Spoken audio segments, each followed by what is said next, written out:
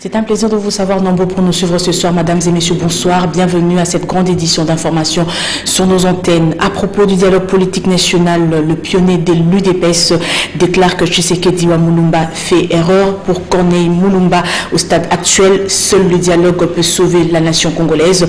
Ce qui s'est passé les 19 et 20 septembre 2016 est suicidaire, donc inutile. Eric Izami, Blaise Lunda. Qui ne dit pas son nom au dialogue. Pour les pionniers de l'UDPS, il ne faut pas céder à la logique du pire. Les 19 et 20 septembre dernier, les Congolais sont encore morts inutilement. En réalité, le G7 a un autre agenda. Le G7, c'est le conclave de Genval. Et le conclave de Genval, les pionniers de l'UDPS l'ont dit, ne veut pas entendre parler de dialogue ni de compromis politique parce que ceux qui sont derrière le conclave de Genval veulent mettre quelqu'un d'autre à la tête du pays, et pour ça, il ne faut pas qu'il y ait de dialogue, il ne faut même pas qu'il y ait des élections. Le dialogue à ce stade reste la seule voie pacifique pour sauver les Congos. Nous n'avons pas d'autre choix que le dialogue. Ceux qui ne veulent pas dialoguer, alors ils doivent prendre les armes. La récusation d'Edem Kodjo est un faux débat. Absolument un faux débat. Edem Kodjo n'est pas un arbitre, Edem Kodjo n'est pas juge. C'est nous qui dialoguons entre Congolais. Au besoin, on n'a pas besoin d'Edem Kodjo pour vous parler Congolais comme moi. Je n'ai pas besoin d'un étranger. Qu'est-ce que le pionnier de l'UDPS dit au leader incontesté Tshisekedi Mulumba? Je lui dis qu'il fait fausse route. Il fait fausse route. La voie de salut pour le Congo, c'est le dialogue. Qu'il vienne au dialogue. S'il ne sait pas venir lui-même, qu'il envoie sa délégation au dialogue s'il le veut. Pour qu'ensemble, nous puissions, avec les autres Congolais, de gauche, de droite, d'en haut, d'en bas, de la majorité de l'opposition, de la société civile, discuter entre nous, trouver les compromis nécessaires. L'UDPS mérite plus que ça. L'UDPS, à son niveau, il ne peut pas se fourvoyer dans cette affaire du rassemblement. Il n'y a rien pour le Congo là-bas. C'est un jeu qui est au-delà, en dehors de nos intérêts, en dehors des intérêts de l'UDPS. Et ça, je dis, il y a encore temps. Il est suffisamment écouté dans ce pays pour que si une délégation vient de l'UDPS au dialogue, tout le monde sera content et le pays en sera bénéficiaire. La paix véritable, c'est toi-même qui l'as fait. Ainsi, si tous nous arrivons à prononcer cette phrase, nous allons vivre réellement cette paix, gage du développement. Processus électoral, 30 agents et experts de la CENI sont à Laval en France pour scruter les kits électoraux déjà produits par la firme Gelmato en vue d'exiger la qualité. En effet, cette étape est décisive pour la vaste opération d'enrôlement des électeurs congolais estimée entre 42 et 45 millions au pays comme dans la diaspora. Eric Izami nous en dit plus dans ce reportage. À Laval en France, la firme Gemalto, par le biais du chef de projet Edmond Kouka, rassure que tout se passe bien. Cette firme rassure la CENI des dispositions et surtout de la qualité du matériel informatique produit. Cette étape de vérification des conformités du matériel d'enrôlement des électeurs effectuée par les agences CENI sera sanctionnée éventuellement par l'approbation des experts que coordonne le secrétaire exécutif national Ronsard Malonda Ngimbi. Conscients de la lourde responsabilité sur leurs épaules, experts, cadres et agents de la CENI dépêchés à Laval sont à pied d'œuvre dans un travail de fourmi pour tester environ 7500 kits déjà conditionnés et tout passe au peigne fin car aucune erreur n'est tolérée. 7500 kits déjà fabriqués sur 22 200 kits attendus en RDC. Ces 30 agents et experts de la CENI, conseillers, des gestionnaires des entrepôts, responsables des opérations, gestionnaires de poules, gestionnaires des stocks, les logisticiens, experts en communication avec parmi eux des administrateurs de bases de données et autres techniciens. Ce travail constitue une étape décisive pour l'accélération du processus électoral en cours en RDC, surtout par rapport à la vaste opération d'enrôlement des électeurs. Sur place à Laval en France, le groupe de 30 agents de la CENI font des simulations, question d'être déjà dans le bain du travail. Ce contrôle des fonctionnalités du logiciel, c'est-à-dire base de données, initialisation et test des périphériques sont également au rendez-vous. De l'imprimerie à la ruine totale, c'est le calvaire constaté chez Congo Graphique, oui, victime de violences exagérées du lundi et mardi dernier à Kinshasa. Tout le monde est invité à contribuer pour la paix, gage du bon fonctionnement de la démocratie. Encore une fois, Eric Izami. Le tort de Congo Graphique, c'est d'avoir été voisin à la Ligue de jeunes du PPRD à la 6e rue Limité. Ces images insupportables sont la conséquence des émeutes survenues lundi 19, mardi 20 septembre 2016 à Kinshasa. Un investissement de plus de 10 ans parti en fumée et tout un patrimoine réduit à la cendre. Très renversant, Daniel, l'un des 121 agents de Congo Graphique, frappé par ce qui devient son ancien bureau, y recherche avec désespoir son trousseau de clés, du reste introuvable.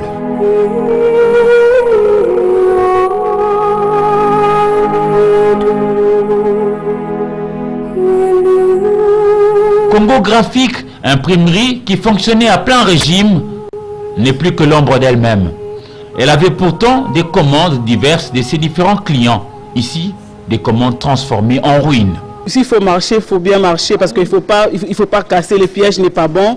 Il ne faudra pas, parce que ce que vous détruisez, c'est pas pour le gouvernement, mais c'est pour le peuple congolais. Nous sommes tous peuple congolais. Nous voulons un changement, mais oui, il faut s'exprimer. Il ne faut pas casser. Les pillages nous amènent nulle part. Les pillages régressent encore le pays. Ça ne nous avance pas. Ce coffre-fort brûlé reste peut-être l'élément qui pourrait sauver le propriétaire de cet investissement. Un Congolais qui a requis l'anonymat, mais qui, hélas, se trouve être hospitalisé naturellement sous le choc après le passage de ces 2 jours de folie à Kinshasa, pendant que monsieur n'a rien d'acteur politique. Par ailleurs, le Fonds des Nations Unies pour la population UNFPA et l'ambassade du Brésil en République démocratique du Congo ont accompagné l'organisation de la première baptisado en RDC à la Halle de la Gombe. C'était donc hier lundi. L'association Abada Capoeira Congo a agrémenté cette manifestation organisée pour la première fois en République démocratique du Congo. La suite avec Willy Kacha.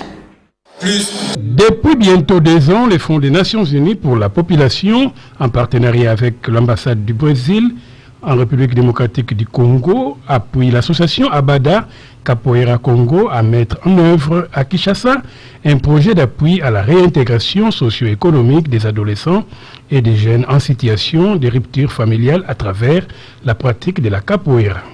Pour ce 26 septembre 2016, la manifestation était accompagnée de baptisado, baptême en français, c'est-à-dire d'un événement qui, dans le cadre de la pratique de la capoeira, intervient une fois l'an.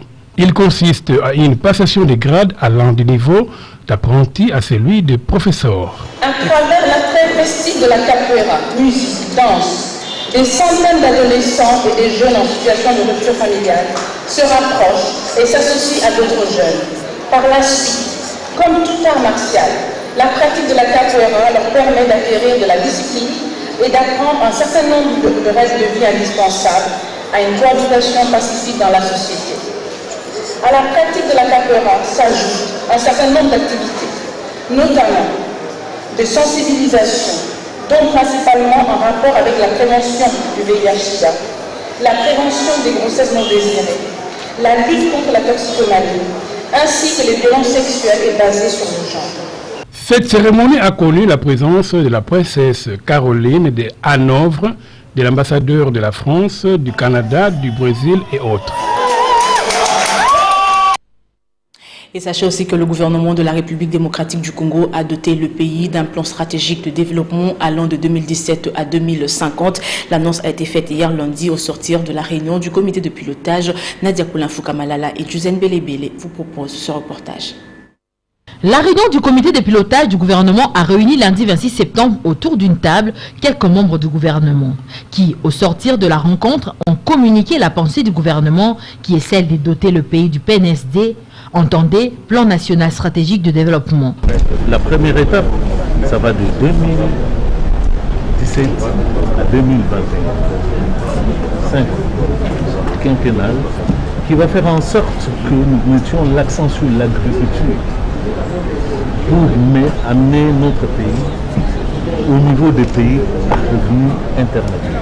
Plan que nous, qui vont partir de 2021 à 2030 pour amener notre pays au niveau des pays émergents. Et aujourd'hui, nous sommes fiers que le comité de pilotage vient d'agréer ce plan et c'est un outil que nous mettons à la discussion. Avant la publication de ces plans par le membre du gouvernement, les experts de différents secteurs ont travaillé 9 mois sans relâche. Le PNSD est bâti sur 7 orientations stratégiques, à savoir consolider la démocratie et garantir la sécurité pour les institutions fortes, améliorer le climat des affaires et mobiliser suffisamment de ressources pour développer et rendre compétitif le secteur privé, accroître la productivité de l'agriculture pour garantir la sécurité alimentaire et tant d'autres. Le montant global pour la mise en œuvre du plan quinquennal est estimé à 66 785 milliards de francs congolais et ça court de 2017 à 2021. Dans le reste de l'actualité, les chefs d'établissement ont été conviés à une matinée d'échange sur le projet d'éducation pour la qualité et la pertinence de l'enseignement au niveau secondaire et universitaire, assise qui s'est matérialisée avec l'appui de la Banque mondiale. Encore une fois, Nadia Koulin-Foukamalala et Juzen Belebele. Cette matinée d'échange a réuni lundi 27 septembre d'un côté les ministères de l'enseignement supérieur et universitaire, de l'autre côté la Banque mondiale, dans le cadre du projet PEPSU qui concrétise la stratégie sectorielle de l'éducation et de la formation des élèves et étudiants en République démocratique du Congo. Voilà pourquoi il était important de lancer l'appel aux chefs d'établissement de venir s'enquérir de l'importance du projet qui vient réformer les systèmes éducatifs. Ces échanges se passent dans le cadre de l'appui apporté à l'enseignement supérieur par la Banque mondiale pour former des enseignants de qualité qui vont eux agir au niveau du secondaire, avoir des étudiants aussi de qualité, de telle sorte qu'à l'horizon 2025, que nous ayons un système éducatif qui permette l'insertion professionnelle de nos jeunes. Ces projets financés par la Banque mondiale à hauteur de 200 millions de dollars américains prouvent à suffisance l'appui de cette institution de Bretton Woods pour l'éducation de Congolais. Mais cet engagement de la Banque mondiale en RDC n'est que le miroir de l'engagement du gouvernement. Et nous sommes très encouragés d'observer la part du budget qui est accordée à l'éducation, 18% en ce moment. C'est très impressionnant et c'est un des domaines dans lesquels la RDC figure très bien au niveau mondial.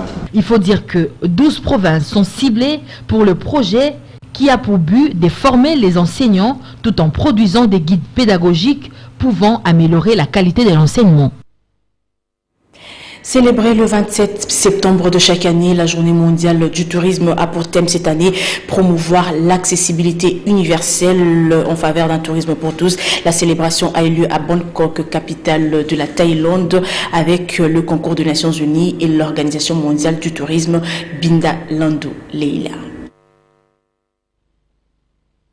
Depuis qu'elle a été instituée dans les années 1980 à Torremolinos en Espagne, la Journée mondiale du tourisme est célébrée le 28 septembre de chaque année pour but de sensibiliser la communauté internationale sur l'importance du tourisme et l'intérêt qu'il présente du point de vue social, culturel, politique et économique. Les célébrations officielles cette année auront lieu dans la ville de Bangkok, la capitale thaïlandaise, en présence des représentants des Nations Unies et de l'Organisation mondiale du tourisme. Depuis quelques années, le secteur du tourisme est à l'abandon en République démocratique du Congo suite à l'insuffisance des infrastructures de base. La RDC possède un écosystème riche et diversifié qui présente une variété de paysages d'une beauté exceptionnelle, une faune unique avec de nombreuses espèces emblématiques. Mais la RDC n'attire plus de nombreux touristes depuis une quinzaine d'années. La présence d'hommes armés dans certaines régions du pays dissuade les touristes. En outre, le pouvoir public, qui n'a jamais daigné mettre en place une politique claire en gestion du secteur, devrait prendre les choses en main. Le tourisme pourrait générer des revenus considérables et créer des emplois à l'avantage de la population. Justement, cette année, l'Organisation mondiale du tourisme, par les thèmes promouvoir l'accessibilité universelle en faveur d'un tourisme pour tous, a voulu démontrer l'importance de ces secteurs. Ici, en République démocratique du Congo, le ministre du Tourisme, Elvis Moutiriwa Bachara, s'est entretenu avec la presse pour faire un état de lieu et dégager les perspectives dans un pays réputé scandale géologique. Et Alain Kiuka. Pour tous, un engagement commun, ce n'est pas seulement le thème national retenu à l'occasion de la JMT, mais également un vrai défi que compte relever la République démocratique du Congo. Ce thème nous interpelle sur la nécessité de relancer un tourisme interne accessible à tous, à toutes les Congolaises et à tous les Congolais, tout en poursuivant les efforts en cours en termes de faciliter des conditions d'entrée et de circulation des touristes étrangers. Par ailleurs, un engagement conséquent doit être déployé avec tous les opérateurs sectoriels pour l'amélioration de la qualité des services d'accueil, le service d'hébergement et le service de restauration suivant les standards internationaux. La RDC, pays à multiples superlatifs avec plusieurs sites touristiques et réserves naturelles, enregistre pourtant des faibles recettes dans le secteur du tourisme et le nombre de visiteurs demeure inférieur à ses potentialités touristiques. D'où l'importance de nouer des partenariats avec d'autres pays plus prospères comme l'Afrique du Sud. Avec les Sud-Africains, c'est que nous sommes parvenus à 2 reprises à participer à des foires de promotion du tourisme qui est l'Indaba, qui est une des foires touristiques les plus importantes d'Afrique. Nous avons pu faire la formation aussi pour constituer un capital humain qui nous permet effectivement de lancer le tourisme. Nous sommes satisfaits de ce partenariat avec l'Afrique du Sud, où justement nos experts sont en train d'évaluer quel est le niveau de ce partenariat pour savoir exactement quelles sont les actions que nous inscrivons dans une feuille de route 2016-2017. Pour le ministère du Tourisme, l'accessibilité pour tous constitue bel et bien une préoccupation majeure, traduite notamment par la mise sur pied depuis novembre 2015 du projet Tourisme scolaire.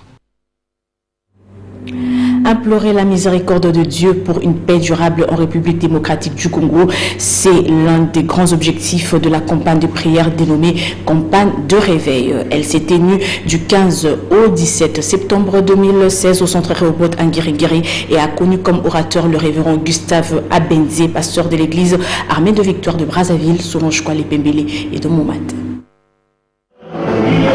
Du 15 au 17 septembre 2016, de 15h à 18h, de nombreux chrétiens de l'armée des victoires de Kinshasa et bien d'autres se sont retrouvés au centre Rehoboth, 6 Nyangara 89, dans la commune de Ngiri-Ngiri, pour une campagne de prière dénommée Campagne de réveil. Thème retenu pour ces temps de prière, tuer les chantiers de Dieu, dont le soubassement biblique se trouve être Ésaïe, chapitre 61, verset 3. L'homme est le chantier de Dieu. Dieu a tant aimé le monde qu'il a envoyé son Fils unique sur la terre pour racheter l'homme qui est victime des actions du diable.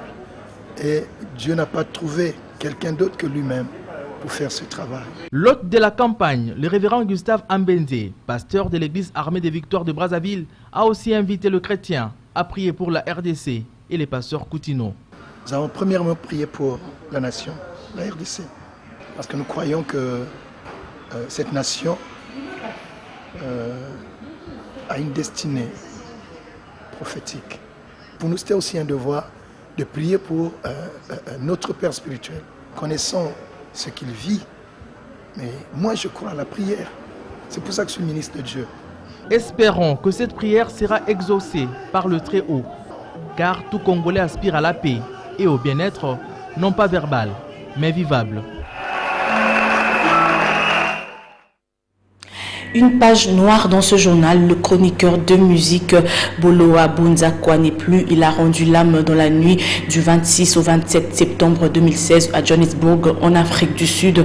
Cet ancien journaliste a fait le beau temps sur Télé Zaïre dès l'époque avec son émission phare Nganda Yabanganga. Après s'être converti, il a servi comme présentateur vedette à la radio CVV, appartenant au CFMC du couple Olangui Rocho. Suivez plutôt l'extrait de son émission que vous propose Henri Noël Boutavokia et Patricia Basso. On dit biso basso to butama na mboka te to koma na mboka te siko kombo wana ya bolowa eza kombo epesa micho na kisasa wote e uti na origine yango to pe misisa nango ezali Kinshasa te ezali mboka moko songolo pakala fulani kingani biso koyo ngayo mokolo moko te na mona mboka na ngai na koma pe mboka na ngai te na ebibe mboka na ngai te kombo ya bolowa ezali kombo ya papa abotinga. Papa abotinga alobi ezali kombo ya tata waye. Bongo bonzakwa na ebite sokona sisa beli kamba kwa. Bonzakwa ezali kombo ngai moko nde na baloli yango bonzakwa. Ezali bonchakwa. Bonchakwa. namoni bonjako yo moko tala kaka na monoko elengi te ezokobima mpenza fiere te nalobi te nati yango bonzakwa bonzakwa ekutini likoloba bonjakwa eza français ya bato ya kala oyo batangaka mpenza te bo wana ezali bon nja wana ezali jean jean ya kombo te mais jean moto jean kuwa nde motuna oyo moto ya malamu ya lolenge loyi aza auta wapi oyo moto ya malamu ne bon jean kwa moto ya malamu ya ndenge yo boye ye aza nani auta wapi kaka papa alobi papa na ye azaka na surnom moko komona yango bonjakwa nakamata kombo ya bonjakwa menati yango bonzakwa ntango nasali kaka journal parle mokolo wana na lingala papa atambuki abe nini okoki kotia kombo na mpo na nini kombo na ye bakisa nde ite na kata bolowa ite na kata kombo na wana. Que son âme repose en paix, en dehors de nos frontières. La course à la Maison Blanche, c'est précise. Nous vous proposons de suivre le duel entre Trump et Clinton. Suivez. Que lui, sondage peu encourageant, question autour de sa santé. Pour ce premier face-à-face avec Donald Trump, Hillary Clinton s'était ultra préparée. Donald me critique pour m'être préparée à ce débat. Eh bien oui, c'est vrai. Et vous savez à quoi d'autre je me suis préparée? À être présidente. Au bout de 40 minutes de débat, la candidate démocrate domine clairement son adversaire républicain. Calme, posée, souriante, lui s'acharne à la couper. Surtout quand elle parvient à pointer ses inexactitudes. Donald pense que le changement climatique est une invention des Chinois. Je pense que c'est réel. Donald Trump tente à plusieurs reprises d'abattre ses cartes d'outsider de la politique. J'ai un meilleur jugement qu'elle, il n'y a aucun doute là-dessus. Je suis un meilleur tempérament qu'elle. Mais le candidat républicain se perd en approximation. Interrogé sur son refus de publier sa déclaration d'impôt, il rate même l'occasion de mettre en difficulté son adversaire. Je publierai ma déclaration d'impôt contre l'avis de mes avocats quand elle publiera ses 33 000 emails qui ont été supprimés. Vous devez vous demander pourquoi il ne publie pas sa déclaration d'impôt. Peut-être parce qu'il n'est pas aussi riche qu'il le dit. Le modérateur entreprend alors d'interroger Donald Trump sur ses doutes répétés que Barack Obama était bien né aux États-Unis. J'ai réussi à ce qu'il me donne son certificat de naissance. Alors je suis satisfait. Il a vraiment commencé sa carrière politique basée sur ce mensonge raciste. Vient enfin l'échange que tout le monde retiendra. Elle n'a pas le look, elle n'a pas l'endurance. J'ai dit qu'elle n'avait pas l'endurance. Je ne pense pas qu'elle a de l'endurance pour être le président de ce pays. Il vous faut une endurance incroyable. Dès qu'il aura voyagé dans 112 pays pour négocier un traité de paix, un cessez-le-feu ou passer 11 heures à témoigner au Congrès, alors il pourra me parler d'endurance. Il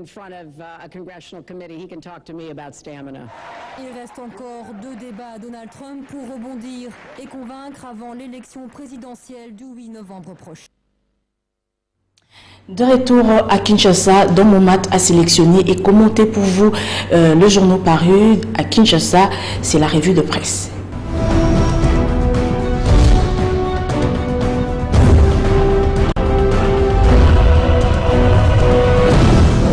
Bienvenue à cette revue de presse.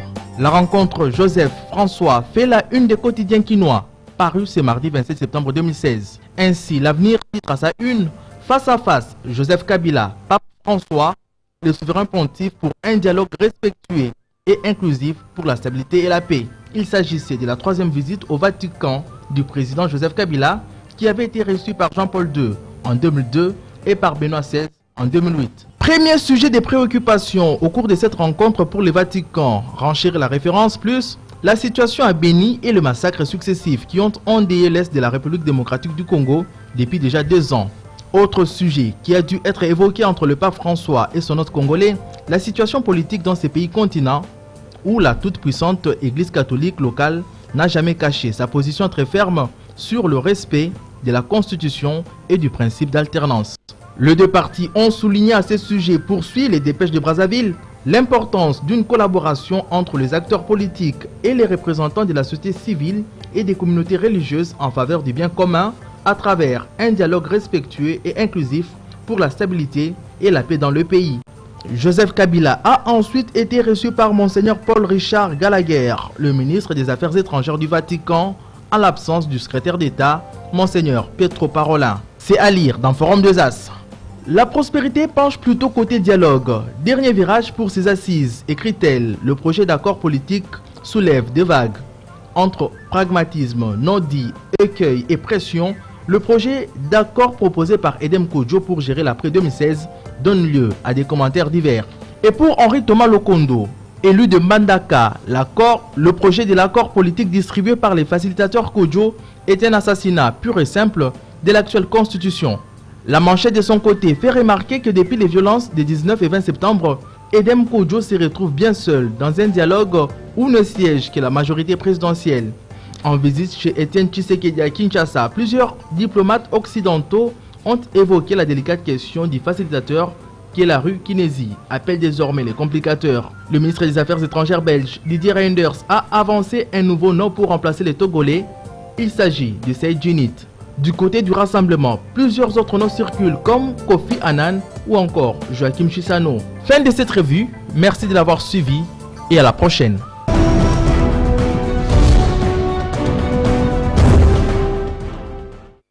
Merci Domoumat. C'est aussi la fin de ce journal. Patricia Bassois, chef d'édition, et Léonard Mouemer et les réalisateurs me chargent de vous remercier de l'avoir reçu chez vous. Le prochain journal, c'est demain à 7h30 avec Papi Katassi que vous retrouverez à 10h et 12h.